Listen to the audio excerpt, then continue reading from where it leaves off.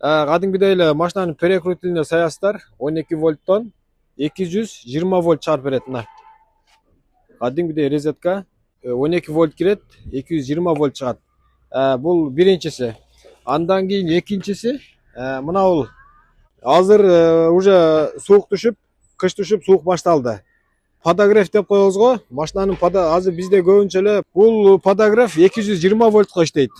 Бирок мынага сайып иштете бересиздер. 220 12 вольтко саясыздар, 220 чыгарып берет. Подогрев кадимгидей эле. Сиденияга саласыздар, көргөнүз койгон. Сиденияга саласыздар. Узак жолго чыкканда, суук жерлерде жүргөндө астыңыздар жылуу, сонун жүрөт. Анан бутуңуздар үчүйт. Көбүнчө шоферлордун буту тоңуп калат. Мына бул жерге саласыздар мына. Бирок машинада түнөп каласыздарбы? Аябай жакшы да. USB зарядник сайсаңыздар болот. Type-C, iPhone бүт барды кете берет. Мына бул жерге iPhone коюп коесуздар. Дистанционный зарядник мына. iPhone'дорду эмнеге коюп койсоңуздар, өзү заряд ала берет. Атайын iPhone'дорго кабель сайып, iPhone'го кабель издеп отурбайсыздар. Чырык салып коесуздар. iPhone заряд ала берет. Эми сиздерге иштешин көргөзүп берейин. Иштеди, жанды. Эми мына жерге зарядниктерди саябыз мына. Чоң зарядник. Ушуну беймарал эле зарядтайт. Мына бирөөсүнө сайып коебуз. Мына заряд кетти. 67%. Эми буга дагы бир телефон саябыз. Экинчи телефонду сайып атабыз мына.